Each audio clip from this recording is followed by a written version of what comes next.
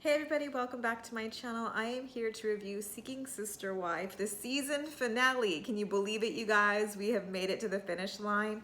This would be episode 12. I think the title is called One Nation. If I'm wrong, I'll have it corrected in the description box. So let's just get into it. We only have two couples, the Snowdens and the Merrifields. We're just here to wrap up their storylines. But it wasn't really, there was nothing surprising. It was a bit anticlimactic, I think, because we all are sort of aware of what's going on today in their real lives. But, let's wrap it up, We're here, aren't we? So let's start with the Snowdens. It's a week later since he has proposed to Chrissy and she said yes. And they are getting married. Today is the day. Why the rush, I wonder? Was she about to be sent home? Was her travel visa like expiring? It was just a week later. But, Dimitri shows Ashley the rings that he bought. I thought she got an anklet, but no, I guess she gets rings too. Ashley went out and bought some really beautiful flowers for the ceremony. I think she said they were sort of like African flowers so they can make bouquets and wreaths for the little girl's hair. It all seems very sweet. This wedding is going to be very different from the one they had with Vanessa the previous season. I mean, that was a really big to-do. This is going to be a very, very small, intimate backyard ceremony with just the family and the kids and Dimitri's friend Michael officiating the wedding.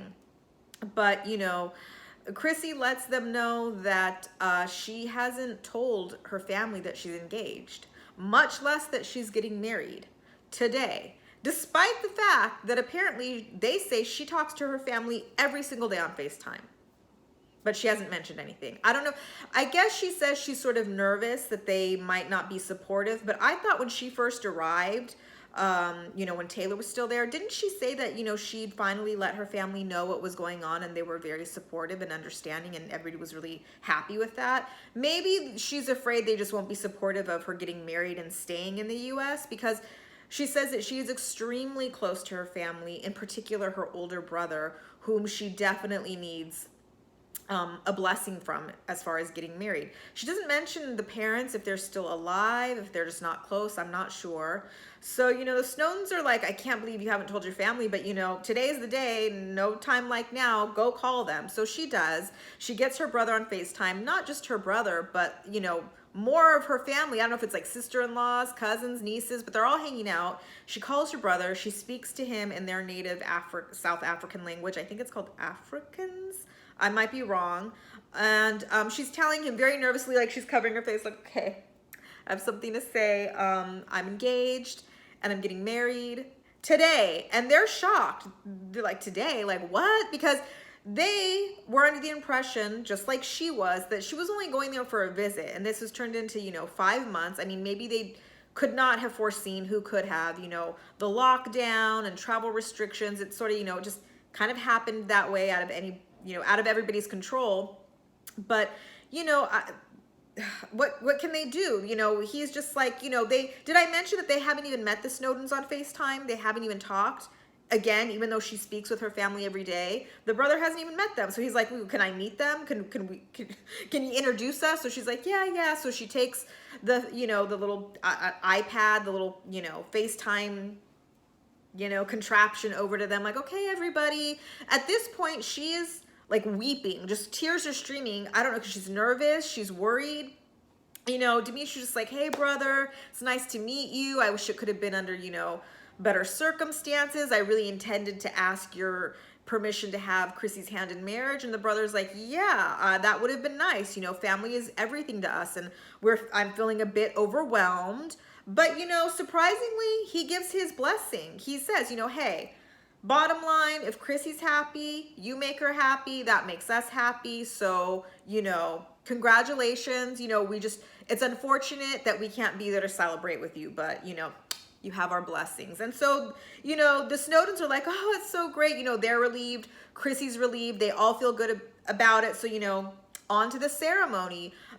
Dimitri's friend, Michael, shows up to officiate the wedding and also to get them to sign the legal documents. This is a legal, binding marriage contract. So Dimitri signs, Chrissy signs, you know, she gets dressed up, she does her hair, you know, she's very simple, beautiful white dress, but she's sort of this like very colorful neck piece. You know, she has her bouquet. It's all very, she's nervous. It's all very sweet. You know, she walks out to the backyard. Again, it is just, you know, Ashley, Dimitri, their kids, Chrissy's kids, and the friend Michael officiating the wedding. And it's, you know, it's a wedding ceremony. They exchange very simple vows, you know, to be best friends and love one another. You know, the kids, I think one of the son and one of the daughters run up and give the rings that they can exchange. He does, you know, move the anklet from the left ankle to, you know, Chrissy's right ankle. I think he says it's part of his Cuban tradition. And then Ashley comes up to put sort of the bindi on Chrissy, sort of, you know, she says, you know, as the first one who was here, you know, sort of passing the torch that, you know, Chrissy's, you know, I guess, you know, part of the tribe now, and women are powerful, and it's sort of their connection to the universe. You know, it's all very lovely. It's all very sweet. You know, I don't like to cry in public. I don't. I mean, I'm not saying I never cry, because I'm hard. I do be hard, like Ford's Rocks always says. But I always cry at weddings, I have to admit. And I don't care who sees, because there's just something so touching about a wedding. You know, two people standing in front of everybody that they love and care about, promising to be there for one another, you know, for better or for worse, in sickness and in health. Like, they've got each other, and that just always touches me, I have to say. But this wedding, I mean, I didn't really feel anything. And I don't know if that's because probably I know where this couple, this plural marriage is today. It's not really in a good place, and having made it legal makes things a little difficult for Chrissy in terms of getting back to South Africa perhaps, or staying in the US. I mean, it's a mess, but you know, I hope she's doing well. I wish her the best. I mean, that's kind of how they close it out. They're all, you know, hugging. You know, the Snowdens are really excited because they feel like this time they got it right. You know, Chrissy feels like, you know, this is where she's supposed to be. And, you know, Dimitri says something like, oh, you know, our family is complete for now. And then, you know, the women kind of look at him like, oh, yeah, for now. Like, you know, Dimitri, I think you got enough on your plate. So that's how they ended it. Let's move on to the Merrifields. Again, there's not much happened, so I'm not going to do any editing here, but the Merrifields are in Cabo. It's a family vacation. What I did not mention in my last review is that they were actually going to surprise Roberta with Danielle's parents. She doesn't know that they're going to be there on the trip. So she arrives, she meets, you know, Danielle and Garrick and the boys in the living room. They're having a nice little reunion, and then they walk her over to the kitchen where the parents are, like, surprise, and she's just like, oh no. You know, she has talked with the parents on FaceTime, but she's never met them in person. She gets emotional, she cries, she's hugging them, she's calling them mom and dad, which felt a little uncomfortable to me. And I think it, you know, if the parents were being honest, it was a little uncomfortable, but you know, they take it in stride. They think she's very nice, very sweet lady. So, you know, later on, the parents and Danielle are sort of hanging out outside, and Garrick and Roberta come out with drinks for everybody. They're sitting around, you know, the mom's just sort of asking, I guess, Garrick kind of like, you know, are you ready for all this? Can you handle all this? And, you know, we get the typical Garrick, oh yeah, I can handle it, yeah. And so, you know, at this point, Roberta's getting a little overheated, so she takes off her, like, bathing suit cover up to reveal a very, you know, skimpy bikini. We all know she's got a body. And I think it was a little bit of the editing, but you see Danielle kind of like look like, oh, she's not about to be outdone. So then she takes off her, you know, bathing suit cover up to reveal her little bikini. And, you know, hey, Danielle has just as nice a body as Roberta. We see her working out, like, you know, Roberta doesn't really have anything on her, but, you know, it was kind of like everybody's looking like, oh, is this what we're doing? Like, battle of the bodies? Okay, well, do your thing, Danielle. So, you know, later on, you know, what this trip really is about, let us not forget, the point of it all is to get Roberta pregnant. You know, they scheduled it around her ovulation schedule. That's only going to be a couple days. So, you know, of course, you know, Roberta and Garrick are there to get to the business. You know, Garrick does mention in the episode, like, you know, it's going to be kind of awkward, you know, being intimate with Roberta, knowing that, you know, Mama Luann's just, you know, a room away. But hey, if it gets too loud, they could just turn on the music to drown out the noise. He's so smarmy to me. He grosses me out. I don't know why, but I'm just like, ugh. I don't want to hear about it, Garrick. I don't want to know about it. But, you know, also, just to remind you, if we've forgotten, Garrick's family has disowned him once he chose to go down this path. So really, Danielle's family is the only family he has, and he really looks at her parents as his parents. So anyway, you know, we wake up the next day in bed with, you know, Garrick and Roberta, and they're kind of cuddling, but of course, you know, they got to pull out that translator app, and I'm just like, doesn't that kill the mood? Is it just me? I mean, I can't imagine like waking up, you know, the next day with, you know, my husband, my boyfriend, whoever, and not being able just to like, you know, sort of look at him across the pillow and just talk. But no, we got to whip out the translator app, and Garrick's just like, so, you know, last night was really fun. Like, should we go again? Should we try again? And, you know, she reads it and talks back like, oh, anytime you want to go, I'm ready to go. And then they're kind of like kissing, and it's just like, ugh, I don't know. I mean, I don't want to see Garrick. I don't want to see him, but they sort of cut that scene and, you know, splice it in with Danielle hanging out by the pool and her mom coming out to sort of check on her, like, hey, how are you doing? How are you handling everything? Are you sure you're okay with all of this? And Danielle, you know, typical Danielle, is just like, yeah, you know, it's hard. It's been challenging, but she feels that in a marriage, whether monogamous or plural, you know, really the point is to make the other person happy, like make sacrifices so that your partner's happy. I don't know if it's as black and white as that. I've never been married. But what I will say is, you know, Danielle, you might be bending over backwards to make Garrick happy, but are you happy? Is he concerned with your happiness? All signs point to no. So it doesn't really feel like a two-way street, a give and take. It's just you sort of compromising all of your feelings and what you really want to make him happy when you're so clearly unhappy. I mean, it's written all over her face every single time. And that's pretty much the conversation. You know, the dad, you know, shares with the camera that he wants to have a conversation with Garrick because he can see that, you know, there's no talking Garrick out of any of this. Like, he is willing to do anything to make this happen, risk it all. I mean, you know, sacrifice anything to be with Roberta. So, you know, I guess suppose later that day, you know, they're all hanging out by the pool, the family, you know, Roberta's in the pool with the boys, splashing around, you know, Mama Luann's reading a book, Danielle's laying out, and the dad sort of pulls Garrick aside, you know, kind of to have this sort of man-to-man talk, to just sort of ask him, like, you know, so what's the plan? Because right now, you know, we know you're here to have a baby, that's the plan, but so much is uncertain. So, you know, he kind of, he wants to look out for his daughter. That's his baby. And he wants to make sure she's not going to be left behind. She's not going to be forgotten. Also the kids, you know, the grandkids that he has. So he tells him, like, you know, so what's the plan? Like, you know, you put the wedding on hold. You're here to have a baby. What if she gets pregnant, Roberta? What if the visa doesn't come through in time? She has the baby in Brazil. Like, what's the plan? You know? And, you know, Garrick's just like, oh, well, you know, if that happens, you know, I would definitely have to go to Brazil. You know, I got to be there for the birth, and then I'd probably be there for a while. Like, I'm not really sure. And the dad's like, yeah, exactly. Like, so you're going to be there for who knows how long. So you're just going to sort of leave Danielle and the boys behind. So Danielle's going to have to sort of take care of everything. Like, have you thought about that? And Garrick, bottom line is he has no plan. There is no backup plan. There's no plan B. There's nothing. His only answer, as usual, is just, well, you know, I'm just gonna, you know, have faith that God's gonna take care of everything. I'm just gonna pray that, you know, everything will work out.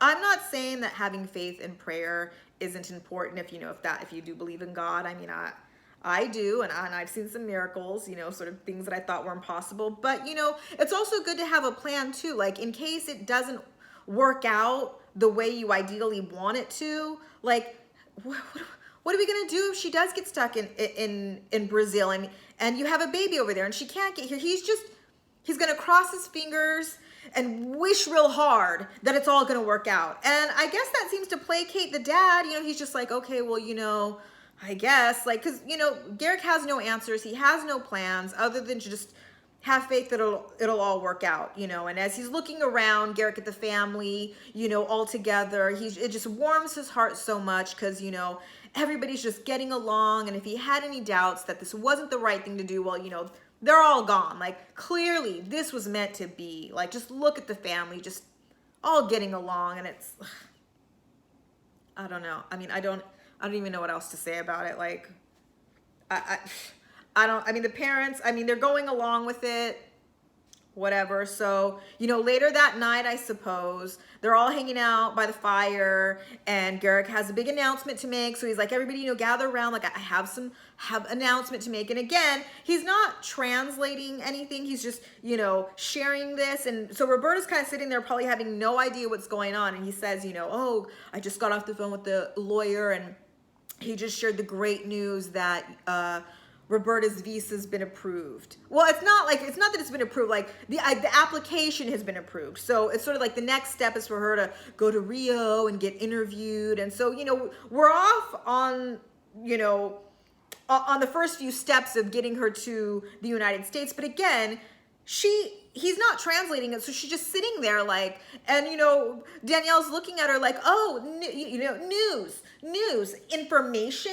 And Roberta's like, information? Yes. And then, you know, Garrick gives his whole spiel about the visa. And then, you know, Danielle looks at Roberta like, visa, visa. And Roberta's like, visa, me? Oh, family. Like, this is how we're communicating. Just on a very basic level, you guys. But they know her. They love her. You know, I guess, you know, they're communicating with their hearts. Is that what we learned in the Disney's Pocahontas? Like, you know, talk with your heart. I don't know. I'm off. Anyway, that's pretty much it. They're all excited. They're hugging, cheers. Oh, no, that's not it. The mom, and they kept teasing this, like, throughout the episode, the mom being like, this isn't a good idea. But really, in context, the mom says, you know, when this first got brought up, I thought this isn't a good idea. But, you know, being here, getting to know Bert, seeing you all together, like, you know, you know, I think this is a great idea, and I'm, you know, fully on board. You know, mom and dad are on board, so good. You know, we see at the end of the episode, Danielle on the couch, and the producers ask her, like, you know, so how do you feel about everything that's about to happen? And for a split second, I thought she was going to be honest, because I hear on YouTube that her and Garrick aren't together anymore. I don't know if that's confirmed or not, but I thought, like, if they're not, maybe at this point she can see it sort of falling apart. And I thought she might be truthful. Well, you know, I guess she is sharing her truth, but I thought she was going to say, like, you know what? I don't think this is going to work out. You know, it's been harder than I thought, and I'm not sure what's really going to happen. But no, we don't get that. We get the standard Danielle answer of, you know, in the beginning, she had reservations and doubts, but, you know, now that she knows Roberta, it just feels like it's meant to be. She's meant to be part of their family, and, you know, they still have a long road ahead of them, you know, but, you know, this is, you know, there's been ups and downs, and we get this sort of montage of their whole, like, season and flashbacks, and so it seems all very sweet. But she's like, you know, I think it's all going to work out for the best, and I'm just going to hold on to my faith and just trust in God that whatever happens is for the best. Which, you know what, that might be true, because if in fact Garrick and Danielle are not together, and we look at this sort of sideways, maybe it all was for the best. Like, if all of this had to happen, this whole debacle and this show, if it took all of this for Danielle to realize she is married to, like, an ain't shit husband guy, and this is what it took for her to, like, get rid of him, then maybe it all was for the best. Maybe it was, because what Danielle wants is a man who's only gonna love her and put her above all others. Well, you know, Garrick ain't it, and you needed to cut him loose. Yes, he's always gonna be around in your life in some capacity. You have kids with him, but hey, you know what? Roberta, you want him? Take him. He's all yours. That's what I wanted her to say, but that's not what she said. But, you know, I wish her the best too. I mean, that was the episode. That was it. That was the season. We're done. I'm a little sad to see it end because this is sort of my first real show I've reviewed on YouTube, and I wasn't sure I was going to be able to get through it, but I really wanted to be consistent and stick with it, and I'm glad that I did. And I'm so thankful to those that have subscribed and left comments and have like engaged with me and have been supportive and have liked it. Like, it really means a lot to me. So I am currently in the midst of reviewing Real Housewives of Beverly Hills, and I know that's a Bravo show and this is a TLC show, and I don't know if, you know, people like to jump to different networks, but I do want to pick up another show. I mean, if you're into Real Housewives of Beverly Hills, definitely check it out. But I do want to pick up another show. I want to have like 2 shows going. And so I think I'm definitely going to make it a TLC show. I did see like a trailer for this show. I don't know what it's called. Something, you know, like Me, My Ex, and My New Girlfriend. It's like about couples who are exes living together while they have like a new partner, a new girlfriend or boyfriend. That looks to be like some that looks to be like a shit show, and we all love that, you know. If you have suggestions for a TLC show, please feel free to leave it in the comments. I will say though, I don't want to review a show like My 600-Pound Life, because that show I find to be quite depressing. And, you know, I like to be a little snarky and sarcastic in these reviews, and I cannot pick on somebody who's really facing serious medical problems. You know, I can't, you know, I want something that's a little lighthearted that we can poke fun at, you know, laugh at, you know, all lightheartedly and good fun, of course. So please leave your suggestions if you have it. Let me know. Again, let me know what you thought of this season. Would you tune in to another season if it came back? As I mentioned before in previous reviews, I watch reality TV, and she had mentioned that I think the Winders and the Joneses are not coming back. I don't know if that's confirmed, but I think that's what she said. So that leaves us, I can't imagine the Snowdens will be brought back. That leaves us with the Clarks and the Merrifields, but I don't know that they're together anymore. I don't know. I mean, maybe we'll see Danielle on The Single Life, but that's like a 90-Day Fiance thing. I'm rambling, you guys. Thank you so much for tuning in. Rate, comment, subscribe if you'd like, and look for me for a new review, a new show, and I hope you'll join me, and you guys have a good rest of your night. Bye.